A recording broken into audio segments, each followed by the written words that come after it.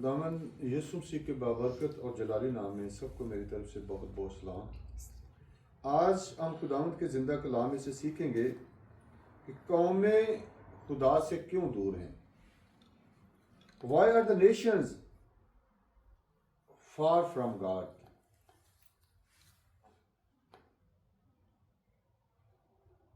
Bible मुकद्दस के मुताबिक कौमें बुनियादी तौर पर जिद, बगावत, जानबूझकर रूहानी सच्चाई को मुस्तरद करने और मुसलसल गुनाह करने की वजह से खुदा से दूर हो जाती है।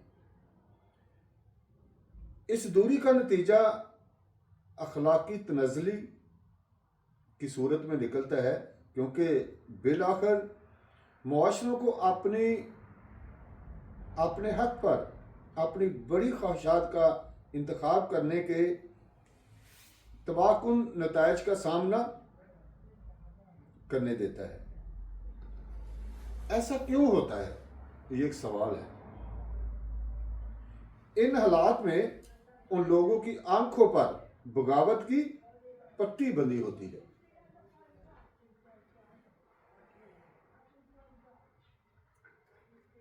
कलाम मुकद्दस में से हम देखेंगे कि जानबूझकर लोग, कौमें खुदा को भूल जाती हैं। ज़बूर 9 और उसकी 17 आयत। ज़बूर 9 उसकी 17 आयत खुदावन के जिंदा कलाम में लिखा है, शरीर पाताल में जाएंगे, पर यानी वो सब कौमें जो खुदा को भूल जाती हैं। आमीन। अब ज़बूर नवीस ने बड़ी साफ़गोई के साथ बता दिया है, जो रूहुल कुद्दस के वसीला से उसे पैगाम मिला, आज वो हम सब के सामने है कि शरीर पाताल में जाएंगे। अब शरीर कौन है? हर वो काम करने वाला बंदा जो खुदावंद की नजर में दुरुस्त नहीं है। ऐसे काम करने वालों को बाइबल मुकद्दस की नजर में, बाइबल मुकद्दस के आईना में शरीर कहा जाता है। यानी वो सब कौमें जो खुदावंद को भूल जाती हैं, खुदावंद के बताए हुए कामों पर, खुदावंद की बताई हुई बातों पर, खुदावंद के बताए हुए कवानीन पर अमल नहीं करती, वो कौमें खुदा से दूर हो जाती हैं। और खुदा भी ऐसे लोगों को नजरअंदाज कर देता है। दाऊद बादशाह उन तमाम कौमों की बात करते हैं जो खुदा को भूल जाती हैं। ये ऐसे मुआशरों की वजाहत करता है जो आसमानी खुदा से गाफिल हो जाते हैं और अपने मामलात को खुदा की मर्जी से नहीं, बल्कि अपने अपने ख्यालात और अपने अपने कानून बनाकर चलाते हैं। गोया वो खुदा की नज़र में बातिल है।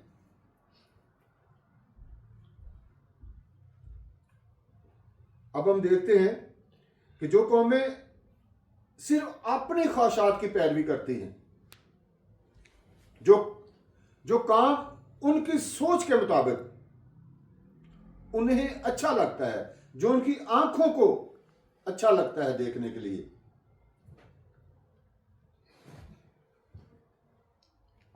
जो वो काम करते हैं, जो कौमें वो काम करती हैं, जो लोग वो काम करते हैं, वो भी खुदा से दूर हो जाते हैं। रसूलों के अमाल उसका 14 बाब उसकी 16 आयत। रसूलों के अमाल उसका 14 बाब उसकी 16 आयत लिखा है, उसने अगले जमाने में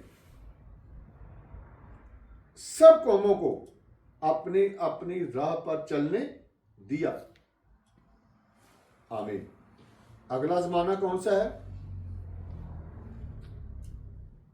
ये पुराने अहदनामा की बात है।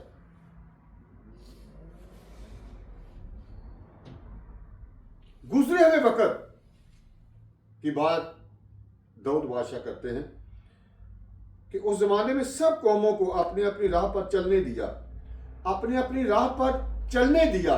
इसका मतलब है कि उनकी राहों में ही उन्हें फंसा दिया। They have been suffered their own work, their own deeds. अपने अपनी राह पर चलने दिया का मतलब क्या है कि उन्हें उनकी राहों में ही फंसा दिया।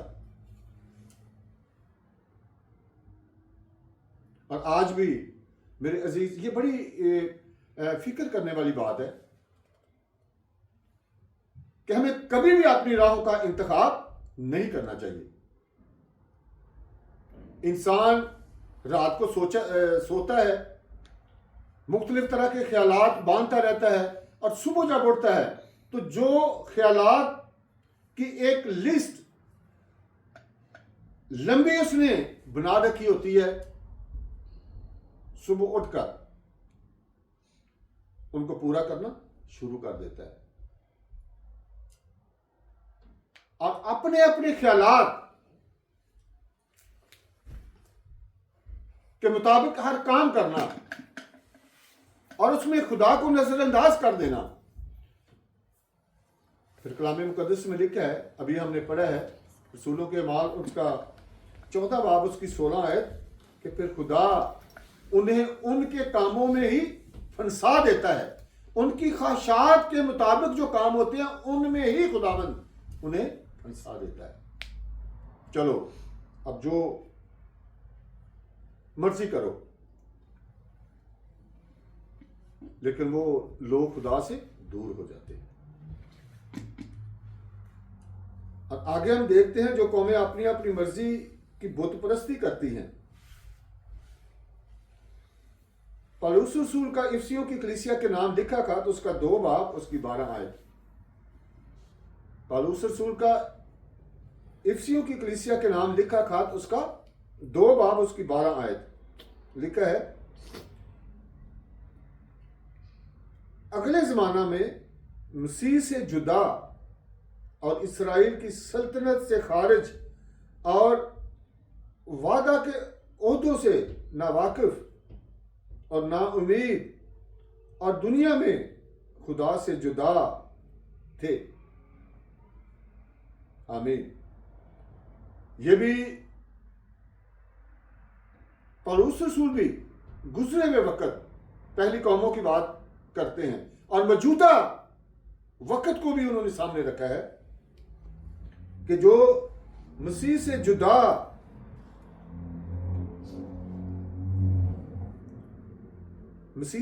का मतलब क्या होगा?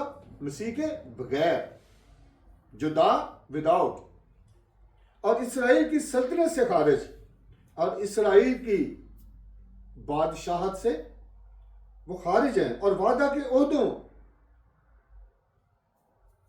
से नावाकिफ, यानी खुदा के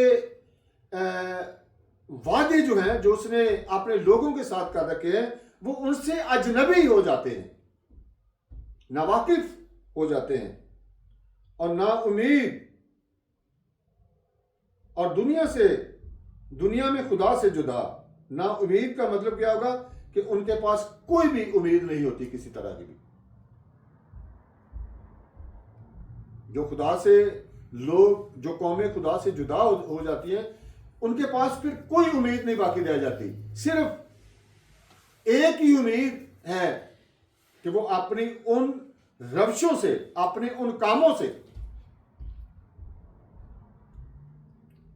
बाज रहकर, उन कामों को छोड़कर खुदावंद के कदमों में आ जाए, तौबा करें, और खुदा ने हर वक्त सबके लिए इस तरह बाजू फैलाए हुए हैं, वो सबको अपने गले लगाने के लिए तैयार है। लेकिन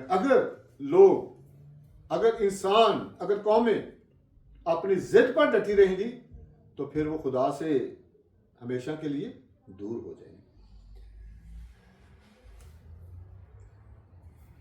और दुनिया में खुदा से जुदा थे।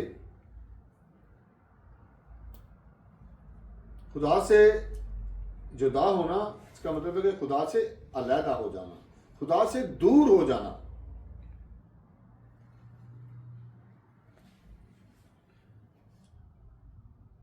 और वो जहालत की जिंदगी गुजारते थे।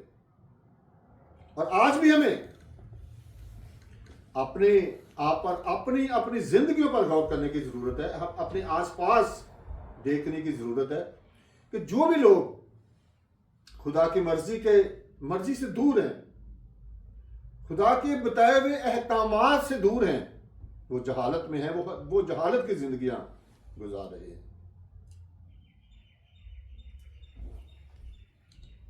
और अब हम देखते हैं कि जो कौमें बद अखलाकी, बद उन्वानी करती हैं, वो भी खुदा से दूर है।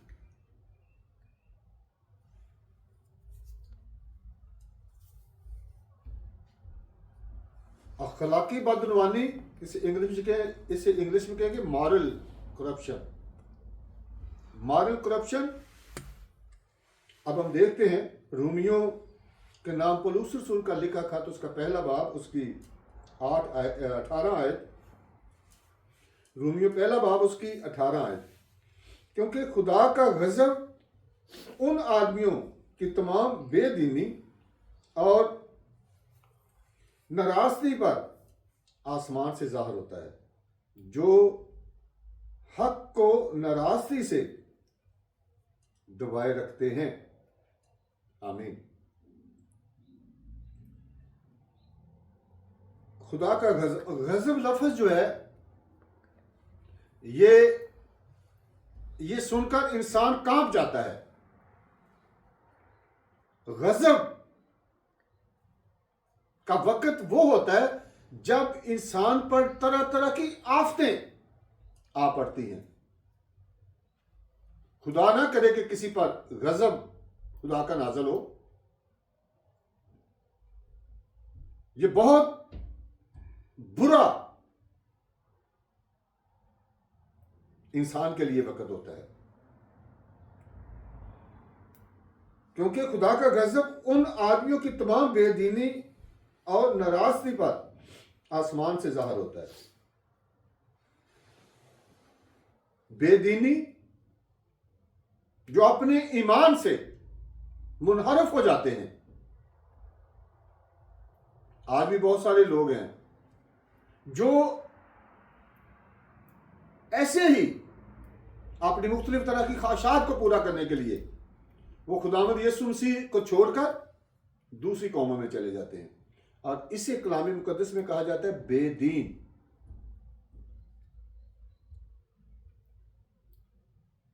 और नाराजगी कहेंगे अनराइचियसनेस, जो रास्ते के काम नहीं करते, रास्तबाजी के काम नहीं करते, उसे बाइबल मुकद्दस के मुताबिक नाराजगी कहा जाता है। क्योंकि खुदा का गजब उन आदमियों की तमाम बेदीनी और नाराजगी पर आसमान से जाहिर होता है, जो हक को नाराजगी से दबाए रखते हैं, जो हक को नाराजगी से दबाए रखते हैं, जो सच्चाई को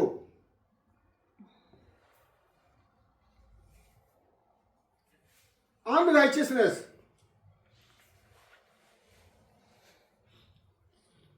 जो रास्तबाजी के काम नहीं है, जो बुरे काम हैं, उनसे उनको दबाए रखते हैं,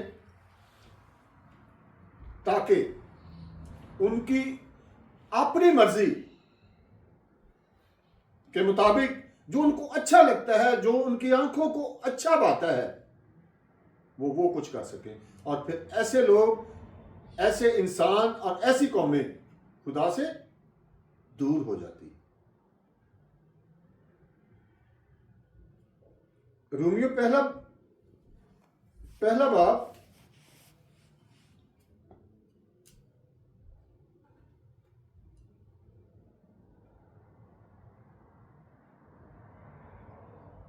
उसकी 12 और 13 आयात हम पढ़ेंगे। लिखा है, और गैर फानी खुदा के जलाल को फानी इंसान और परिंदों और चौपायों और कीड़े मकोड़ों की सूरत में बदल डाला। सॉरी, ये मैं हवाला ज़रा मेरे ख्याल में वो ठीक नहीं बता पा रहा। ये रोमियो 11 बाब हो सकता है, 11 बाब उसकी 23 आयत। और गैर फानी का मतलब है जो फना नहीं होता, जो नहीं मरता। और गैर फानी खुदा को, यानी वो खुदा जिसको ना मौत है, ना किसी किस्म का जवाल है, ना वो फना होने वाला है, ना वो मरने वाला है, उसको, उसके जलाल को फानी इंसान और परिंदों और चौपायों और कीड़े मकोड़ों की सूरत में बदल डाला। ये पुराने अहदनामे में भी ये स्यापा इसी तरह पड़ा रहा। खुदावंद उन्हें मना करता रहा। खुदावंद ने अपने नबियों के जरिए काम किया, उन तक अपने मुंह की बातों को पहुंचाया, फिर भी लोग बछड़े बनाकर उनको पूजना शुरू कर देते थे और अपनी मर्जी के बुत बनाकर उन्हें पूजना शुरू कर देते थे। और वो बात वहां तक खत्म नहीं हुई। आज भी जब अपने आसपास देखते हैं तो ये एक्टिविटीज आज भी हमें नजर आती हैं कि लोगों ने खुदा के जलाल को फानी इंसान, उन्होंने अपनी मर्जी की शक्ल के मुख्तलिफ इंसानों की शक्लों के बुत बनाकर अपने सामने रखे हुए हैं और उनको पूज रहे हैं। और किसी ने परिंदों की शक्लों के बुत बनाए हुए, किसी ने चौपायों। अब चौपायों में सारे चरने वाले जानवर आ जाते हैं। और कीड़े मकोड़ों की सूरत में बदल डाला। किसको? खुदा को। तो जब खुदा को इस तरह के मुख्तलिफ तरह के बुत बनाकर खुदा को सजदा करने की बजाय उनके आगे माथे टेकते हैं तो खुदा फिर ऐसी कौमों से दूर हो जाता है।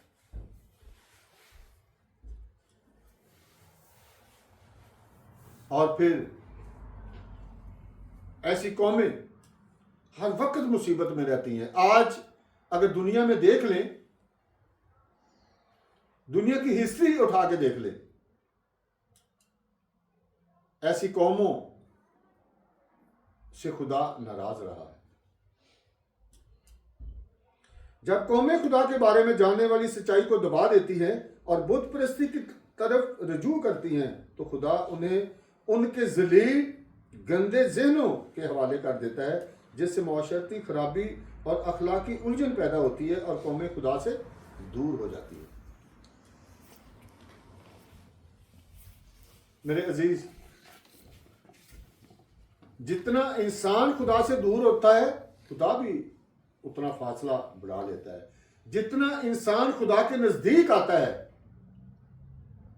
खुदा उससे दुगना, 2 गुना ज्यादा इंसान के नजदीक आता है। इसलिए खुदा से दूर आप कभी ना हो, क्योंकि वो हमारा खालिक, मालिक और राज़िक। दुनिया सारी खत्म हो जाएगी। दुनिया पर हर सांस लेने वाली चीज और इंसान के हाथ की दस्तकारी और जो कुछ भी आप देखते हैं वो सब खत्म हो जाएगा और सिर्फ खुदा, बेटे और रूह कुद्दस का नाम और उनका वजूद ही बाकी रहेगा। बाकी सब कुछ खत्म हो जाएगा। और इसके नताइज अब जरा हम देखेंगे आखिर पे कि इसके नतायज क्या होंगे। अगर कौमें बेज़िद रही तो इसके बड़े खतरनाक नतायज भुगतने पड़ेंगे। उन्हें वहां फेंका जाएगा जहां रोना और दांत पीसना होगा।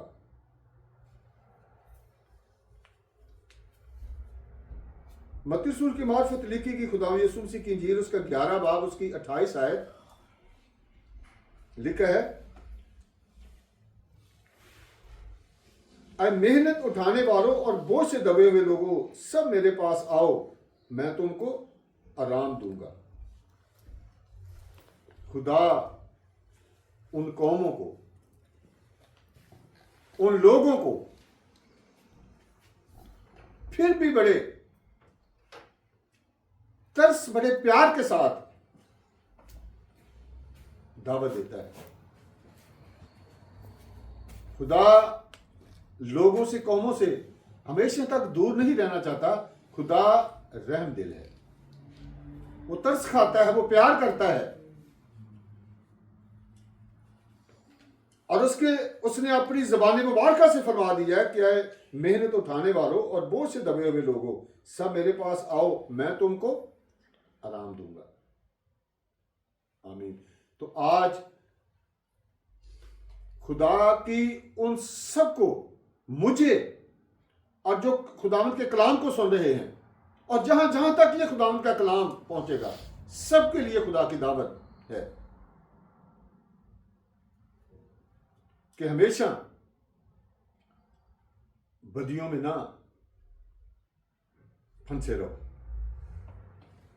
वो बोझ जो तुम खुद अपने लिए पैदा करते हो, उनके नीचे दब जाते हो, मुख्तलिफ परेशानियों में दब जाते हो, अपने अपने ख्यालात में फंसे हुए हो, सब आज मेरे पास आ जाओ, तो मैं तुमको आराम दूंगा, मैं तुमको संभाल लूंगा। तो मेरे अजीज, आज वक्त है कि सब अपनी अपनी जिंदगियों पर गौर करें, और जहां पर भी आपको लगता है कि आपने अपनी जिंदगी में गुजरे हुए थोड़े से वक्त पर गौर करें, तो सब कुछ हम सब के सामने आ जाता है कि कहां पर हमने खुदावंद के कवानीन की खिलाफवर्जी की, कहां पर हमने खुदा की बात को नहीं माना।